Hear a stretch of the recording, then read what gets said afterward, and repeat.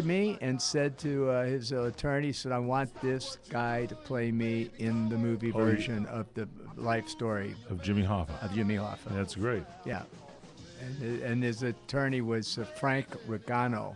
What are you looking in the engineer There's waving booth at for? something. What is that? I don't know what you're waving at. All right, there. who's next? Who's next? Oh, I guess number 4 is where we're starting. All right right, there. so John in Virginia, who goes first? Who goes first there? Right there. Is that Daryl? Yeah. Hey, Daryl, come in, brother. You're on CRN with Robert Conrad. Yes. Hello, Mr. Conrad. Hello. I've followed you for, 50 years? You've been just wonderful. You don't need to tell anybody that. You know how old that's going to make the two of us? Come on. I can take the gray out of my... Hey, I can get the gray out of my hair, Daryl. You know how? How? Oh, there's all kinds of ways now. You put all that junk in your hair, and, just like my co-host. Check his hair out. He's got this dark black, but he's good looking. The Magnum PI mustache. Yeah, going well, on. but he's good looking. All right, what's up from Colorado? What can I help you with?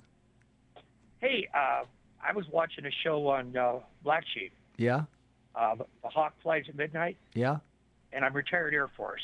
Okay. That's something pretty technical wrong with it. The airplane. I directed that show.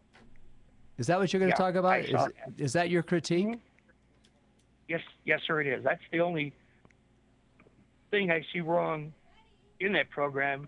You used airplanes that didn't exist until middle of 1944. Yeah, well, you know why, don't you? We couldn't get the actual airplanes. We went down to Argentina and got a couple of them, and that was the best we could do because the war was over. The airplanes weren't available anymore, so we took what we could get. I just thought I'd bring it up. Yeah, I'll bring up anybody. I'll bring up a statistic that you don't know about being Air Force that you'll appreciate. We were canceled because of violence on television from women who said that there was violence on TV and they were against it. And we showed actual footage of us firing on Japanese warplanes, and the women complained about it. And those were actual gunning down of the enemy. Didn't know that, did you? Well, you can't have a... Yes, I did. Okay. You can't have a show like that without showing something like that. Yeah, you're right. Okay, that's it. Well, thanks for being in the audience. Anything else? Thank you, sir. Is there anything else? That's it. Okay, hey. Okay, thank you so much. Thank you, Daryl. Thanks for your service, Daryl, huh? All right. Thank you. Bye-bye. Bye-bye. 800-336-2225. We got a line open, 800-336-2225. We go to Becky next, but before we go to Becky, let's go to Bib. Bib? Can we go to Bib? Is it an email from Bib? No, it's this was sent to me. I just absolutely love it. Oh, you got something in the mail. What'd you get? Well, it's my dad's nickname was Bib. Bib? But his name actually was Leonard. Leonard Falk. Leonard Falk. He was on an episode. And he did an of episode of the Wild West. Yes. And it was called The Night of the Murderous Spring.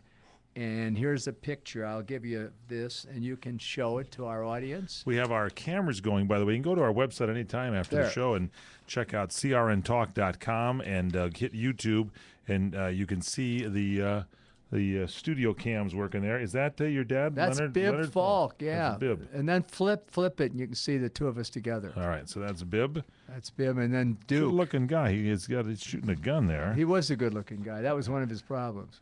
That was one of his problems? Yeah. Boy, he does. There is the resemblance there. I got to tell you, buddy. Check it out. I got to tell you.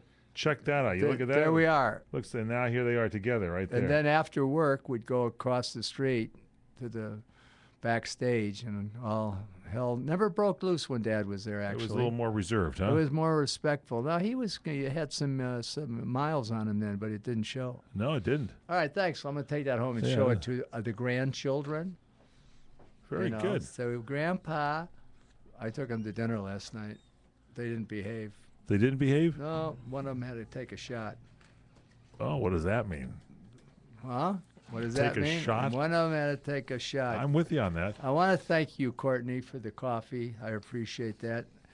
I want to thank Diamond Dave Petty for getting everything going here on the show. By the way, that was our operations VP was holding up his union card when you were talking about that before. Now who are we talking about? We're going to Becky next. No, not to Becky. We're talking about Diamond Dave Petty. Dave Dave Petty. We got to remember. You know, Richard Petty, the race car driver, absolutely no relation. Because usually I want you to know we have Tomas. And he's then always around. When Tomas isn't available, we go to Paul. And then when Paul's not available, we go to Diamond Dave. Diamond Dave Petty. Yeah, thanks for doing the show, Diamond Dave. All right, now we've done email. I want to do this one. Then we go to Becky, who answers my phone. And if you call and I'm not there, what do you hear? You hear Becky on the phone. And what does Becky say? What does Becky say? He's not here right now. Well, let's listen. Maybe we can almost hear it. If we listen, close our eyes, and maybe we can almost hear your phone. Let's pretend I'm dialing it. Bring, okay. Answer. Come on, Becky. Hi. He's not home right now, but leave a message and he'll call you back. Oh, you cleaned it up, you little turkey. Did you hear that? She didn't do the little southern accent for us. All right, Becky, wise guy. I thought you were going to take that off. Hey, no, I would. You're taking it off. When you come back to visit. Stop right there. Hold on a second. I don't want to hear about taking off here. No. Yeah, you told me you were going to take it off and you were going to put your voice on it. Yeah, I was putting you on. I was teasing you. It's still there, Becky, and it sounds great. Yeah, no, I wouldn't take you down. It's still there. You know it's still there. All right, what's on your sweet little... Hey, I just saw myself. G. Gordon Liddy. Oh. And it's Gordon Liddy. Were you selling gold? Yeah, I guess so. That was yours, the real G. Gordon Liddy. That's the real Gordon Liddy. All right, what's up, baby girl? I just wanted to know... you said, I read one time that you read for the part of Tony Nelson for I Dream of Jeannie. And how did that all come about?